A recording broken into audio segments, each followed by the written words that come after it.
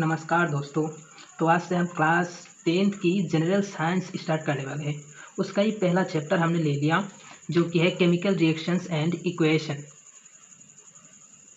अभी इस चैप्टर का पहला नाम ही जो आता है वो आता है केमिकल रिएक्शंस। अभी केमिकल रिएक्शंस है क्या चीज़? देखो, कभी कभार क्या होता है कि कुछ चीज़ों को हम मिलाने पे कुछ चीज़ मिलता है। जैसे कि हाइड्रोजन और ऑक्सीजन को हमने एक साथ किया तो हमें मिला वाटर। अभी क्या है, हाइड्रोजन भी एक गैस है, ऑक्सीजन भी एक गैस है। कुछ अलग अलग चीज़ को हमने मिलाया, उसके बाद हमें मिला क्या, एक वाटर, यानी कि H2O जो वाटर है जिसे हम लिक्विड बोलते हैं। अभी ये जो गैस मतलब कि हाइड्रोजन और ऑक्सीजन दो गैस मिलके एक हमें प्रोडक्ट दिया जिसे हम लिक्विड बोलेंगे, उसी को हम क्या बोलते हैं, एक रिएक्शन बोलते हैं। यानी कि एक रिएक्शन एक ऐसी चीज़ है जो दो अलग अलग चीज़ आपस में मिलते हैं, मिलके हमें एक ऐसी चीज़ देते हैं जो जिसकी प्रॉपर्टी क्या है वो अलग अलग हो। चीज़ तो वही रहेंगे, जैसे कि हाइड्रोजन, यहाँ पे भी हाइड्रोजन था, यहाँ पे ऑक्सीजन, यहाँ पे भी ऑक्सीजन था, लेकिन इन लोगों की जो प्रॉपर्टी है, रिएक्टेंट और प्रोडक्ट की प्रॉपर्टी, वो अलग अलग होंगे। अभी मतलब रिएक्टेंट बोलते हैं जो लेफ्ट में रहते हैं, एक रिएक्शंस के जो लेफ्ट में रहते हैं इसे हम बोलेंगे रिएक्टेंट, और जो हमें प्रोडक्ट में निकला कुछ उसको हम बोलेंगे प्रोडक्ट। तो हाँ, दो अलग अलग चीज़ों को मिलाने पे एक चीज़ मिल रही है, वो मतलब कोई नई एक चीज़ मिल रहा है। जैसे कि गैस को मिलाने पे हमें क्या मिला, लिक्विड मिला। ये मतलब दो अलग अलग चीज़ों को मिलाने पे एक कोई और चीज़ मिल रहा है जिसका जो प्रॉपर्टी है वो अलग अलग है। हमने वही लिख दिया। देखो, ये reaction is a change in which one और मोर सब्सटेंस और रिएक्टेंट रिएक्ट। मतलब ये रिएक्शंस क्या है, एक चेंज है किसमें, जहाँ पे वन और मोर, एक या फिर एक से ज़्यादा सब्सटेंस या फिर जो लेफ्ट साइड में रहते हैं रिएक्टेंट, वो क्या करते हैं, रिएक्ट करते हैं। किसके लिए, to form a new substance, एक नया सब्सटेंस को फॉर्म करने के लिए, विथ एंटायरली डिफरेंट प्रॉपर्टीज। यानी कि जो प्रोडक्ट निकलेगा उसकी जो प्रॉपर्टी होगी वो एंटायरली मतलब पूरा का पूरा डिफरेंट ही होगा। अभी एक एग्जाम्पल ले लेते हैं पहले। जैसे कि हमने सोडियम को रिएक्ट करवाया, यानी कि दो मोल होंगे सोडियम के, उसको रिएक्ट करवाने पे मतलब किसके साथ कराया, दो वाटर मोलिक्यूल के साथ करवाया। हमें प्रोडक्ट में क्या दिया, एक NaOH और हाइड्रोजन। अभी सोडियम क्या था, एक सॉलिड था, वाटर क्या था, एक लिक्विड था। इन दोनों को मिलाने पे हमें एक गैस मिली और एक मतलब सोडियम हाइड्रोक्साइड और एक ऑक्साइड मिली, यानी कि हाइड्रोक्साइड। तो फिर मतलब इसका और इसका प्रॉपर्टी अलग अलग होंगे। जैसे कि मैंने सिंपल एग्जांपल लिया था, क्या था कि हाइड्रोजन को ऑक्सीजन के साथ मिलाने पे हमें वाटर मिल रहा था। अभी हाइड्रोजन क्या है, इसकी प्रॉपर्टी के साथ मतलब वाटर की प्रॉपर्टी मिलेगी क्या, चीज़ तो ये हाइड्रोजन हाइड्रोजन है, ऑक्सीजन ऑक्सीजन है। लेकिन हाइड्रोजन जो है अभी किसी कंटेनर में स्टोर करके रख सकते हो, वो कंटेनर खोल के तुम हाइड्रोजन को हवा में बह सकते हो। लेकिन लिक्विड तो ऐसा मतलब ऐसा नहीं है। किसी भी बर्तन में या फिर किसी भी मतलब चीज़ में अगर तुम वाटर रख दोगे तो वो उसका शेप लेगा। अगर तुम कोई भी फ्लोर में वाटर गिरा दोगे तो वो फ्लो करने लग जाएगा। तो उसका प्रॉपर्टी क्या है, डिफरेंट होंगे। Not only physical property, chemical property भी डिफरेंट होंगी। अभी केमिकल प्रॉपर्टी शायद आगे आगे चाहिए होगा, अभी मतलब उतना ज़्यादा चाहिए नहीं। तो हाँ, अभी इसमें मतलब लेफ्ट साइड में जो चीज़ रहता है इसे हम क्या बोलते हैं, इसे हम रिएक्टेंट बोलते हैं, रिएक्टेंट। और राइट साइड में जो चीज़ निकले इसे हम क्या बोलेंगे, प्रोडक्ट्स, प्रोडक्ट्स। अभी यहाँ पे मैंने दो मोल चाहिए होंगे, 2NaOH मैंने गलती से लिख दिया था। और ये दो कैसे आता है, ये मतलब बैलेंस कैसे करता है, ये बाद में सीखेंगे। अगला जो टॉपिक आता है वो है हमारा आइडेंटिफिकेशंस ऑफ केमिकल रिएक्शंस। अभी एक केमिकल रिएक्शंस हुआ, उसे हम कैसे आइडेंटिफाई करेंगे, क्या देख के बोलेंगे कि ये एक केमिकल रिएक्शंस है। अभी उसका ये 5 कंडीशन है, ठीक है। अभी पहला कंडीशन क्या है, चेंज इन स्टेट। मतलब कि अगर स्टेट की चेंज हो तो स्टेट केमिस्ट्री की दुनिया में हम क्या समझते हैं, स्टेट। स्टेट मतलब कि 3 चीज़ आती है क्या, सॉलिड, लिक्विड एंड गैस। अभी अगर इन चीज़ों में से किसी के मतलब कोई रिएक्टेंट की कोई भी एक स्टेट हो सकता है, उससे कोई वो वाला स्टेट किसी और पे जा सकता है, इसी को हम बोलेंगे चेंज इन स्टेट। मतलब कोई सॉलिड मतलब रिएक्शन करके लिक्विड बना, ये एक हो गया। सॉलिड रिएक्शन करके गैस भी बन सकता है, जैसे ऊपर वाला एग्जाम्पल ही था ना, मतलब सोडियम वाटर के साथ रिएक्ट करके एंड में हमें गैस दे रहा है, गैस तो बन रहा है ना। तो स्टेट का मतलब क्या है, चेंज हो सकता है। अभी उसके बाद मतलब किसी में से किसी किसी के पास जा सकते हैं, जैसे सॉलिड लिक्विड के पास भी जा सकते हैं, सॉलिड गैस के पास तो हो ही गया। उसके बाद लिक्विड गैस के पास जा सकता है, मतलब लिक्विड से गैस बन सकता है, और गैस से लिक्विड बन सकता है, गैस से सॉलिड बन सकते हैं। मतलब किसी में से भी किसी का चेंज हो सकता है, इसे हम बोलते हैं चेंज इन स्टेट। उसके बाद दूसरा है चेंज इन कलर। अभी ये क्या है, मतलब कोई भी रिएक्शंस मतलब रिएक्शंस बहुत सारा ऐसा होता है जो रिएक्शंस होने के बाद अपना कलर चेंज कर देते हैं। जैसे कि दो रिएक्टेंट को जब हमने मिलाया, कलर कुछ और था, रिएक्शंस होने के बाद कलर कुछ और बन जाता है। उसे मतलब उस टाइप के अगर ऑब्जर्वेशन देखेंगे हम बोलेंगे ये भी एक केमिकल रिएक्शंस है। उसके बाद इवोल्यूशंस ऑफ गैस, अगर गैस इवोल्यूशंस है मतलब उत्पत्ति वहाँ से होता है तो हम इवोल्यूशंस ऑफ गैस बोलेंगे। अगर गैस निकले, कोई भी रिएक्शंस होने के बाद अगर उससे गैस निकल रहा है तो हम बोलेंगे क्या, evolutions of gas. Evolutions of gas अगर हमने देख लिया तो फिर मतलब उसे केमिकल रिएक्शंस कहलाएगा। तीसरा नंबर पे है चेंज इन टेम्परेचर। अगर टेम्परेचर चेंज हो, जैसे कि बहुत सारे रिएक्शंस ऐसे होते हैं जिस रिएक्शंस करवाने के लिए हमें एक्सटर्नल टेम्परेचर देना पड़ता है, और बहुत सारे रिएक्शंस ऐसा होता है कि रिएक्शंस होने के बाद वो टेम्परेचर क्या होता है, रिलीज करता है। मतलब कि बहुत सारा अमाउंट में टेम्परेचर मतलब रिएक्शन से निकलती है, उससे मतलब वहाँ पे भी सेंस हो गया ना, पहले कुछ और था बाद में कुछ और है। मतलब कोई भी मतलब टेम्परेचर की चेंज अगर आ जाए उस, तो फिर हम बोलेंगे ये भी एक केमिकल रिएक्शंस है। और लास्ट में है फॉर्मेशंस ऑफ प्रेसिपिटेट, मतलब फॉर्मेशंस ऑफ ए प्रेसिपिटेट। अभी फॉर्मेशन मतलब पैदा होना, क्या प्रेसिपिटेट का, अभी प्रेसिपिटेट क्या चीज़ है वो थोड़ा जान लेते हैं पहले। जैसे केमिकल लैब में क्या होता है, ऐसे टाइप के मतलब टेस्ट ट्यूब रहते हैं। टेस्ट ट्यूब बोले तो ऊपर मतलब गोल गोल जैसा एक ट्यूब रहता है, ठीक है।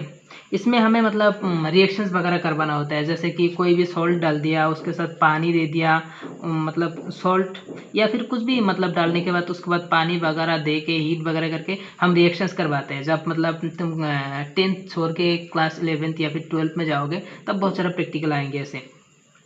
अभी मतलब रिएक्शंस के दौरान कुछ ऐसे काम हो जाता है कि मतलब रिएक्शंस तो मतलब एक्वस रिएक्शंस को बोला जाता है। एक्वस मतलब जिसमें पानी हो। अभी किसी मतलब पानी वाला मीडियम में अगर कोई भी चीज़ मतलब पानी, जैसे कि हमने पानी डाल भी दिया था और मतलब हमेशा ऐसे ही करते हैं, प्रेसिपिटेट देखोगे तुम्हें तो फिर एक्वास मीडियम देखना ही पड़ेगा, ठीक है।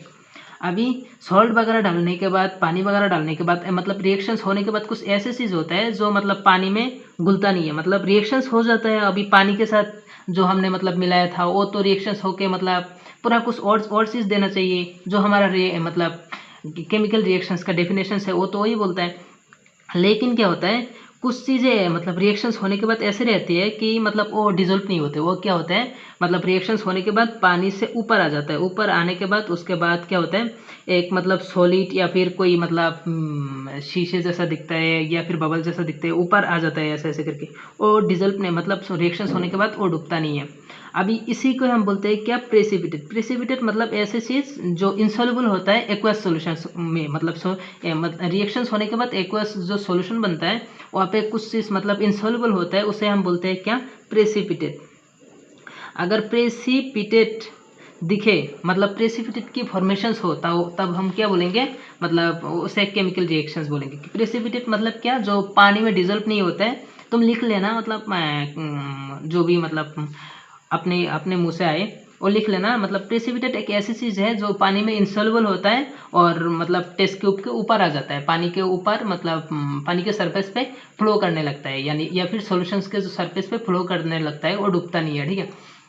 एक्वस सॉल्यूशंस रिएक्ट होने के बाद क्या करते हैं, मतलब एक प्रोड्यूस करते हैं क्या, इंसॉल्युबल सॉलिड। उसी को हम क्या बोलते हैं, प्रेसिपिटेट बोलते हैं, ठीक है। अगला जो टॉपिक आता है वो हमारा होता है केमिकल इक्वेशंस। अभी इससे पहले हमने केमिकल रिएक्शंस के बारे में पढ़ा था, जो पहला टॉपिक ही था चैप्टर का, और चैप्टर का टाइटल भी वही था।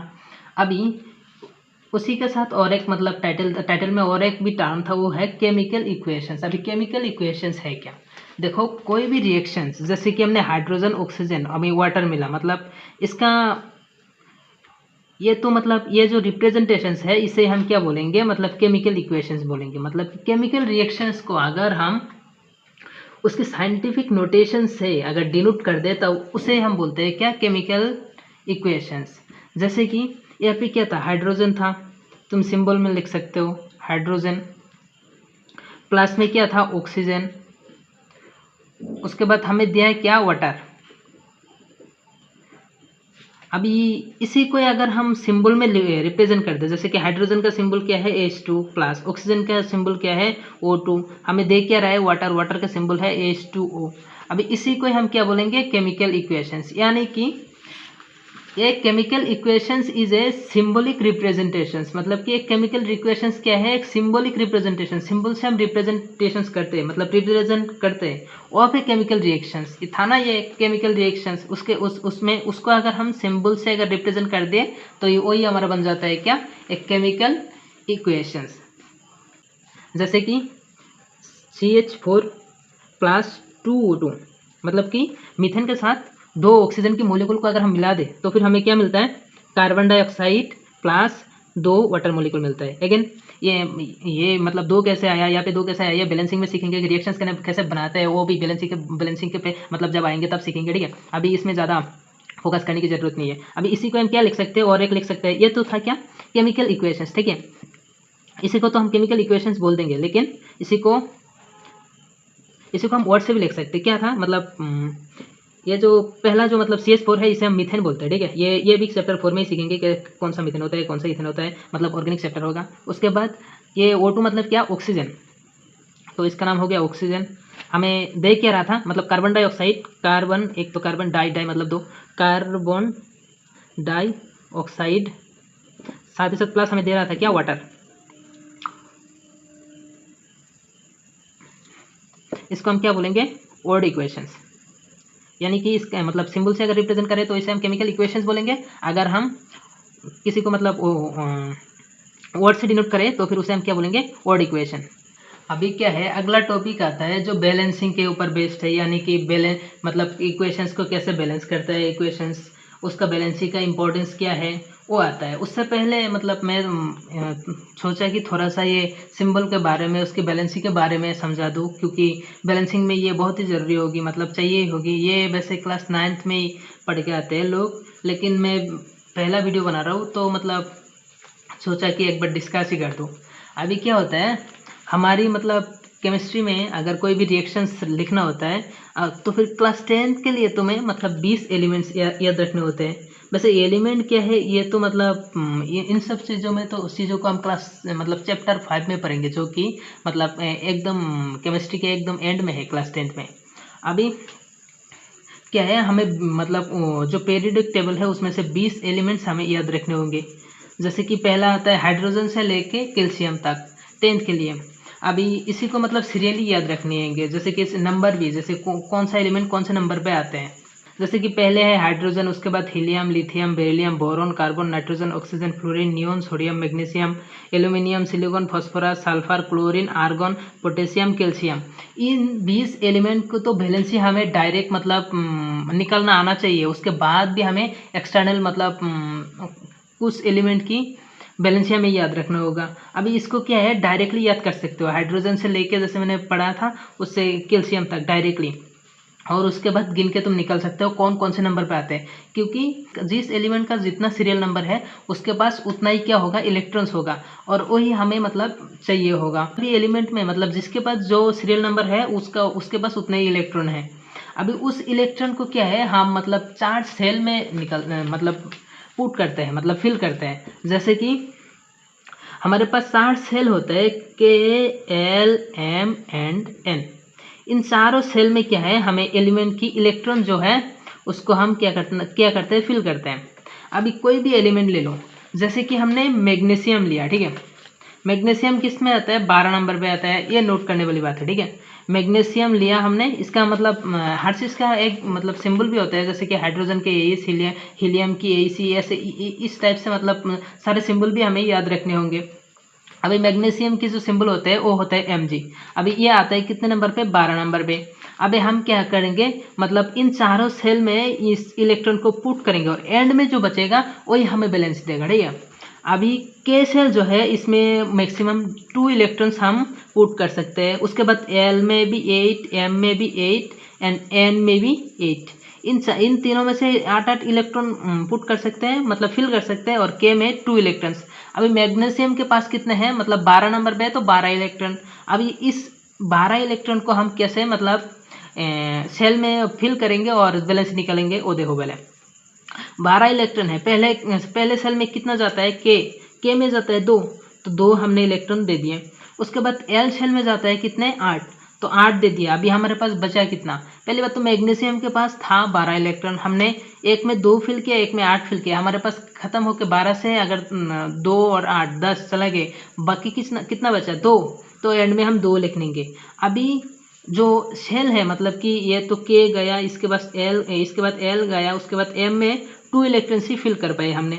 अभी एम में हमें कितने चाहिए? 8 इलेक्ट्रॉन चाहिए। अभी क्या है, वैलेंसी निकलने के लिए हमें एक चीज में ध्यान रखना है, जो कि मिडिल पॉइंट, 8 का जो मिडिल पॉइंट होता है वो 4, उसमें ध्यान रखना है। किसी भी एलिमेंट का मैक्सिमम मतलब 1 से 20 तक बात कर रहा हूँ, मैक्सिमम जो वैलेंसी हो सकता है उसका हो सकता है 4। ठीक है। अभी अगर उससे नीचे रहे तो फिर हम नीचे वाला ले लेंगे, अगर 4 से ऊपर जाए तो 8 से मतलब हम एंड में आएंगे। जैसे कि इसमें क्या है, 2 है तो इसका बैलेंस ही 2 ही हो जाएगा। अभी अगर किसी की बैलेंसी में मतलब एंड में 2 8 8 करके कुछ 6 7 वगैरह आ जाए तो हम एंड से देखेंगे कैसे कि 8 होने के लिए कितना बाकी है, इसमें तो 1 बाकी है 8 होने के लिए, इसमें 1 प्लस करूंगा तो 8 हो जाएगा, इसमें 2 प्लस करूंगा तो क्या हो जाएगा? 8 हो जाएगा। तो इसका बैलेंसी 2, इसका बैलेंसी 1। जैसे कि मैग्नीशियम की जो बैलेंसी है वो 2 था। ठीक है। अभी और एक एग्जाम्पल ले लेते हैं, जैसे कि फॉस्फोरस कितने नंबर पे है? 15 नंबर पे। ठीक है। इसका सिंबल है पी। 15 नंबर पे है क्या है? फॉस्फोरस। अभी इसको अगर हम मतलब ओ निकाले तो क्या होगा? पहला इलेक्ट्रॉन मतलब पहला सेल में हमें 2 इलेक्ट्रॉन देने होंगे, उसके बाद 15 में से 2 निकल गया, उसके बाद एल सेल में हमें 8 इलेक्ट्रॉन देने होंगे, तो 10 चला गया। अभी बचा कितना? 5। तो हम 5 एज इट इज लिख लेंगे। अभी तो हम 4 के ऊपर मतलब बैलेंस ले नहीं सकते, तो हमें एंड से आना पड़ेगा। अब 8 इलेक्ट्रॉन होने के लिए इसके पास कितने मतलब इलेक्ट्रॉन चाहिए होगा? 8 इलेक्ट्रॉन होने के लिए इसके पास मतलब 8 इलेक्ट्रॉन होने के लिए 3 इलेक्ट्रॉन और चाहिए होगा, तभी ये 8 हो जाएगा। तो 3 क्या होगा? इसका बैलेंस ही होगा। इसी तरह हमने 1 से लेके 20 तक सारे एलिमेंट को लिख लिए और साथ ही साथ उसकी बैलेंसी और सिंबल वगैरह और उसकी जो इलेक्ट्रॉनिक कॉन्फ़िगरेशन है जो मैंने दिखाया था ना, KLMN, उसकी इलेक्ट्रॉनिक कॉन्फ़िगरेशन भी हमने लिख लिए। अभी इसको वीडियो पॉज करके इसको नोट डाउन कर लो, पहले याद रखनी होती है। जैसे कि सिल्वर एजी उसकी जो बैलेंसी है वो होगा +1, मतलब कि उसके पास सेल कंप्लीट करने के बाद और 1 इलेक्ट्रॉन एक्स्ट्रा होगा। उसी के साथ बेरियम के पास 2 इलेक्ट्रॉन एक्स्ट्रा होगा, मतलब रहेगा, बैलेंसी 2 रहेगा। फ्लोरीन क्लोरीन ब्रोमीन आयोडीन, इन लोगों के पास मतलब हमेशा 1 इलेक्ट्रॉन की कमी रहेगी, यानी कि -1, हमेशा 1 इलेक्ट्रॉन चाहिए होगा ऑक्टेट फ्लो करने के लिए, जो कि मैंने बताया था ना 2888 ओ। और उसके साथ हमें इन एलिमेंट के भी बारे में जानना होता है, जैसे कि आयरन, कोबाल्ट, निकल, कॉपर, जिंक। उसके मतलब ये जो एलिमेंट होता है ना, इसे बोला जाता है ट्रांजिशन एलिमेंट, मतलब कि पूरा ही मतलब इनऑर्गेनिक, मतलब वो बोल सकते हो। इसमें क्या है, मतलब बैलेंस ही एक ही नहीं होता है, एक ही होता नहीं है, क्योंकि इसका जो मतलब ऑक्सीडेशन स्टेट, अभी ऑक्सीडेशन स्टेट क्या है वो मतलब अभी नहीं, बाद में सीखोगे शायद। इसका जो ऑक्सीडेशन स्टेट है वो बहुत ही मतलब वेरी करता है। अभी ऑक्सीडेशन स्टेट अगर वेरी करता है तो इसका बैलेंस भी मतलब वेरी करेगा ना, मतलब कुछ और हो सकता है, मतलब इस रिएक्शंस में कुछ और दिखा रहा है, उसकी रिएक्शंस में मतलब इस कंपाउंड के साथ कुछ और, उस कंपाउंड के साथ कुछ और, ऐसे ऐसे मतलब जैसे कि आयरन है, इसे अगर तुम गर्म पानी में घोलोगे, गर्म पानी में अगर डालोगे तो बैलेंस कुछ और शो करेगा, ठंडे पानी में अगर डालोगे कुछ और शो करेगा, और रिएक्शन वाइज हमें याद रखना होता है। लेकिन कॉपर मतलब बाकी सारा जो है उसमें शायद मतलब उतना ज़्यादा है नहीं, 1-2 मतलब बैलेंस ही दिखने को मिलेंगे, जैसे कि कॉपर में शायद CuO ऑक्सीजन का 2 और मतलब कॉपर का भी 2 मतलब वो कैंसिल होकर CuO बनता है, ऐसे ऐसे करके मतलब इसका जो है बैलेंसी हम डायरेक्ट फिक्स करके बता नहीं सकते। ठीक है। हर बाकी ये मतलब याद रख लेना। इसी के साथ और एक टॉपिक आता है, जैसे कि हम कंपाउंड को कैसे फॉर्म करें, कैसे बनाए। अभी जैसे कि हमने CuO लिखा, मतलब कि O मतलब ऑक्सीजन और Cu मतलब कॉपर, मतलब कि कॉपर ऑक्साइड। अभी उसके बाद मैग्नीशियम ऑक्साइड, उसके बाद सोडियम क्लोराइड जिसे नमक बोला जाता है, उसके बाद NaSO4, उसके बाद H2SO4 या फिर सोडियम सल्फेट इसे बोला जाता है, उसके बाद H2O मतलब कि वाटर। इसे हम बनाते कैसे, इसका बैलेंस ही कैसे फिक्स करते हैं। जैसे कि हाइड्रोजन मतलब तो वाटर हो गया, O मतलब ऑक्सीजन हो गया, इस 2 कैसे आया। अभी इसके लिए हमें पहले बैलेंस ही आना चाहिए। जैसे कि हमने लिखेंगे मतलब कि कॉपर ऑक्साइड। अभी मतलब इससे नहीं, पहले वाटर को समझ लेते हैं। जैसे कि H2O हमने कैसे बनाया।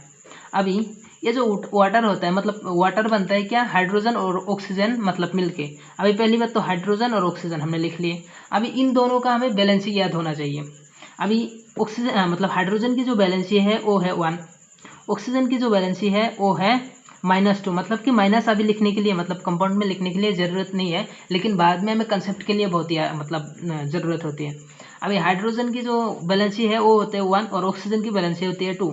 अभी इसे कंपाउंड बनाने के लिए हमें सिर्फ उसकी बैलेंसी को क्रॉस मल्टीप्लाई करना चाहिए, मतलब करना होता है। अभी क्यों मैं बताऊंगा, पहले लिख लेते हैं। अभी क्रॉस मल्टीप्लाई करेंगे तो वो जो 2 है वो एस के साथ मल्टीप्लाई होंगे। अब होने के बाद क्या हो जाएगा, H2 हो जाएगा और ओ मतलब सामने आ जाएगा, और इधर 1 लिखो ना लिखो एक ही बात है।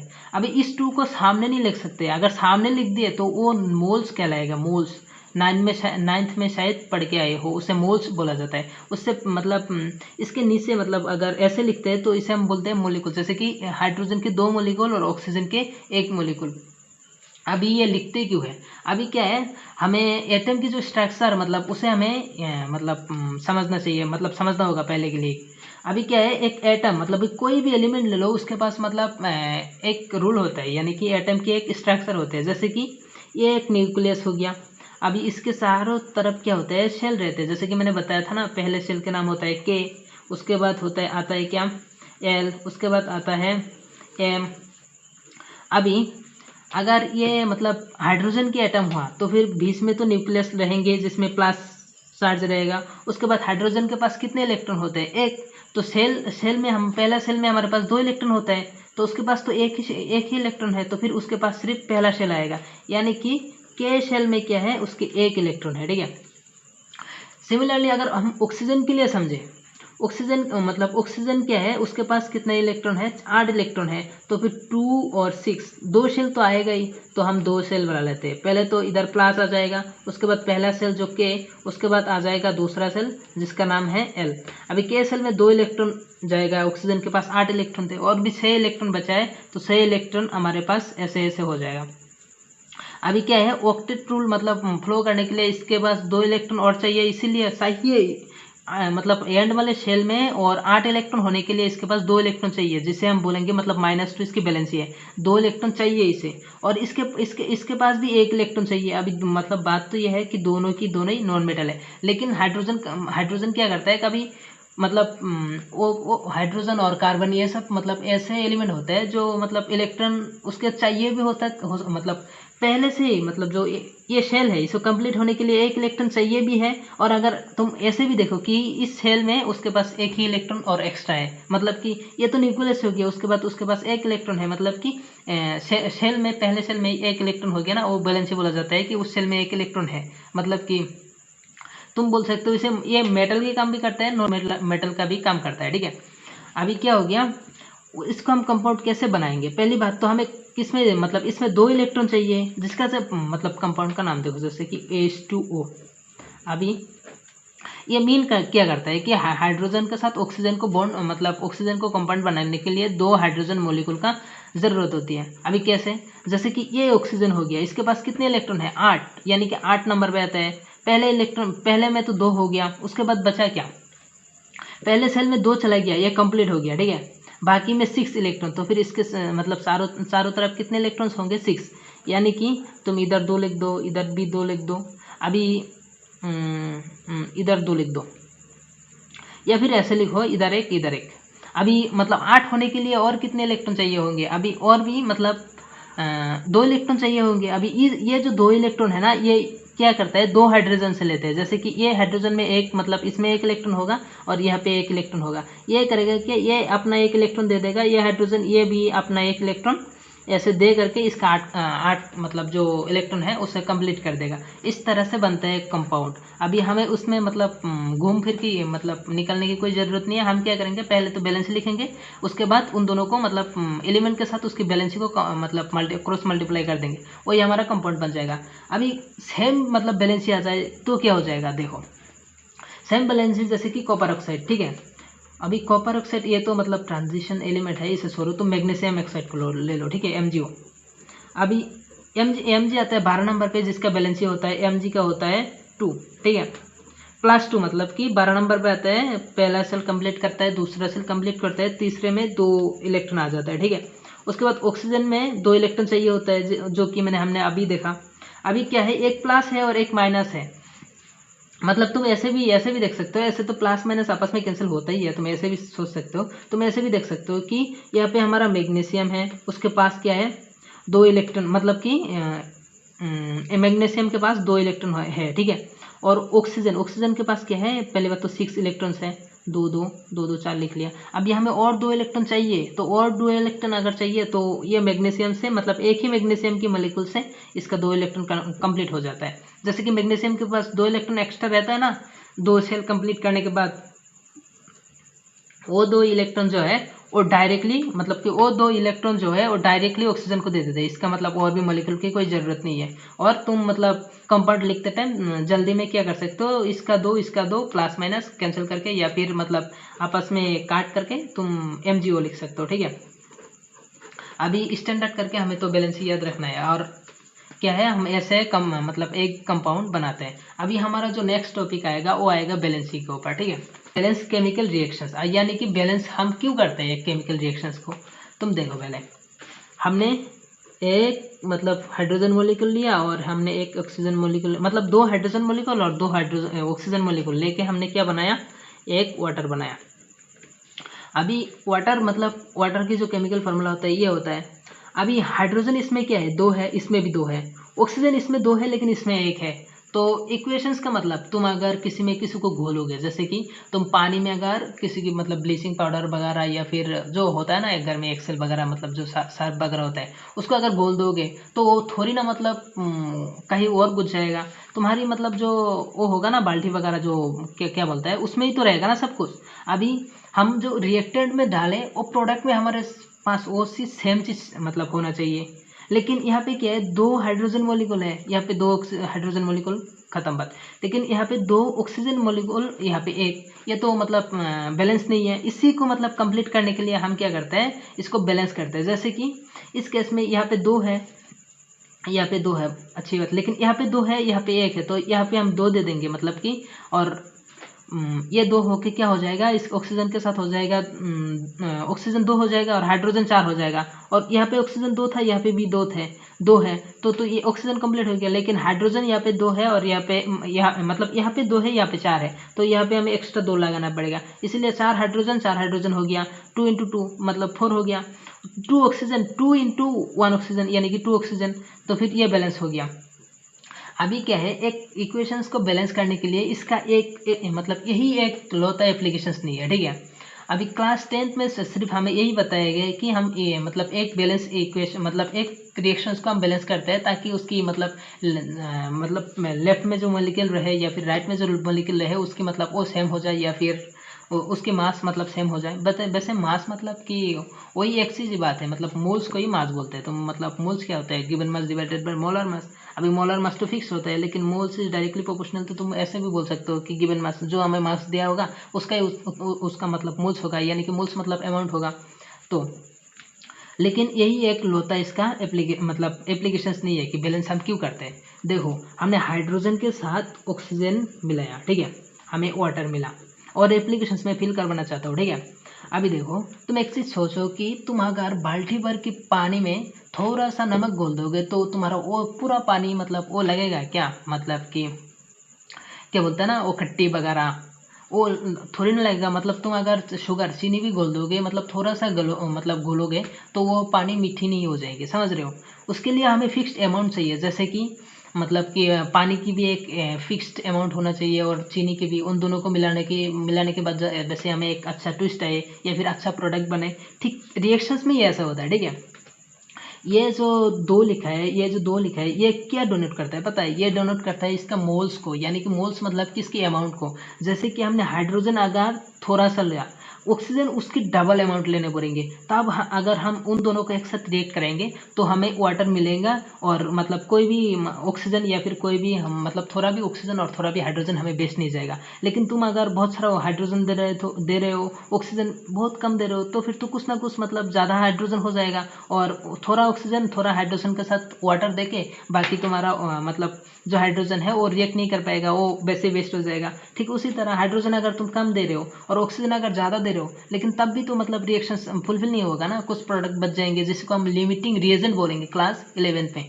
मतलब अभी के लिए मतलब क्या है, जो मतलब कोई भी रिएक्शंस को अगर हम मतलब अच्छी तरीके से करवाने के लिए हमें क्या है, फिक्स्ड अमाउंट में मतलब रिएक्टेंट देना होगा। जैसे कि यहाँ पे ऑक्सीजन था, अभी मतलब ये रिएक्शंस बैलेंस करने के बाद हमें ये दिखा कि हमें डबल मतलब कि हाइड्रोजन ऑक्सीजन की 2 गुना देने होंगे, तब भी हमें मतलब 2 मोल क्या मिलेंगे, वाटर मिलेंगे। ठीक, ये भी एक एप्लीकेशन है, और भी बहुत सारा एप्लीकेशन है 11th में 12th में तुम्हें मिलते ही रहेंगे ये सब।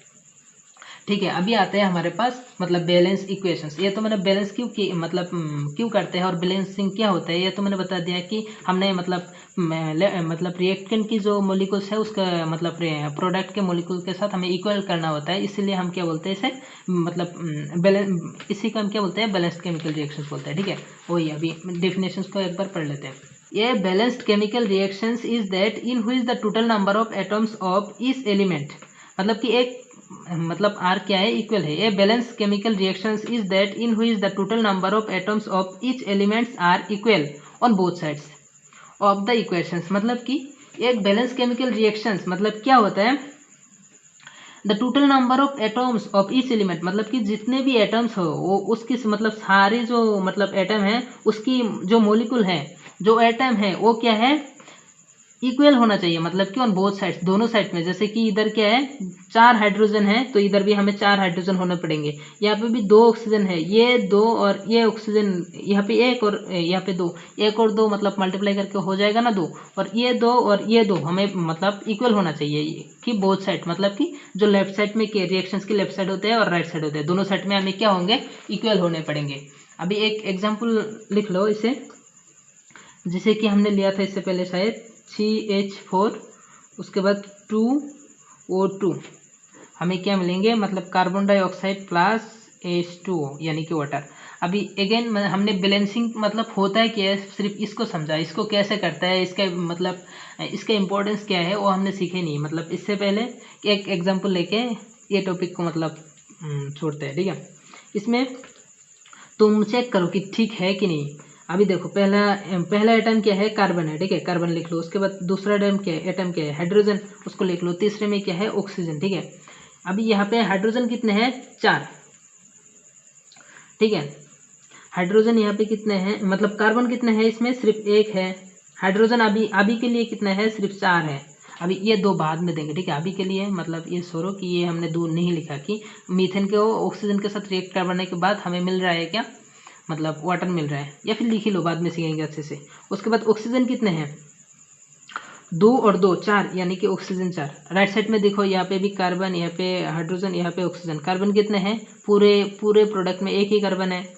उसके बाद हाइड्रोजन ये 2 और ये 2, मतलब 2 2 4। और ऑक्सीजन यहाँ पे 1 और यहाँ पे मतलब ये 2 और मतलब ये यहाँ पे कितने हैं, 2 है। 2 मतलब ऑक्सीजन के साथ 2 मल्टीप्लिकेशंस में है तो 2 हो गया ना, इधर 1 है। उसके बाद मतलब 2 और 2 4 हो गया। देखो लेफ्ट साइड और राइट साइड में क्या है, वो जो एटम्स की जो मतलब एलिमेंट के जो मोलिकुल्स है वो क्या है, सेम है। अभी अगर हम इसको ऐसे लिखते हैं CH4, उसके बाद क्या है O2, अभी उसके बाद कार्बन डाइऑक्साइड हमें दे रहा है, प्लस में वाटर दे रहा है। अभी इसमें यहाँ पे भी 2 नहीं है, यहाँ पे भी 2 नहीं है, तो फिर मतलब इक्वल नहीं है। तुम मतलब इसको अगर निकल के देखोगे कुछ अलग अलग दिखाएगा। यहाँ पे कुछ मोलिकुल की मतलब जो मोलिकुल है वो कुछ ज़्यादा होगा, शायद कम होगा, यहाँ पे भी मतलब वो हो सकता है। ठीक है, अभी इसी पे मतलब कैसे बैलेंस करता है उसको हम थोड़ी देर बाद पढ़ेंगे। अभी इसके और एक एप्लीकेशंस पढ़ लेते हैं। लास्ट एक थ्योरेटिकल क्वेश्चन जो बोर्ड में बन जाता है, शायद हमारे टाइम पे भी ये बहुत फेमस था आसाम बोर्ड के लिए। ये CBHR बोर्ड में शायद मतलब CBHR बोर्ड के लिए इम्पोर्टेंट क्वेश्चन है कि मतलब बैलेंसिंग का क्या इंपॉर्टेंस है, हम क्यों बैलेंसिंग करते हैं, इसका तो मतलब मैंने 2 बताया था शायद इससे पहले, लेकिन क्लास 10th में मतलब पहले वाले को बेस्ट करके देख रखा है कि लेफ्ट वाले जो साइड की जो मतलब लेफ्ट में यानी कि रिएक्टेंट में जो चीज़ रहेंगे वो प्रोडक्ट के साथ इक्वल हो, उसकी मास वगैरह इसी के लिए हम क्या करते हैं, बैलेंसिंग करते हैं। ठीक है, अभी इसी को मतलब मैंने पहले लिख लिया क्योंकि कैमरे के सामने लिखने में बहुत ही टाइम लगता है। ठीक है, और वीडियो भी लंबा हो जाता है और यूट्यूब में अपलोड करने के लिए बहुत ही प्रॉब्लम फेस करना पड़ता है। अभी क्या है importance of balanced chemical reactions, हम बैलेंस्ड केमिकल रिएक्शंस क्यों करते हैं, मतलब इसकी इंपॉर्टेंस क्या है। तो the balancing of a chemical reactions is based on the law of conservation of mass.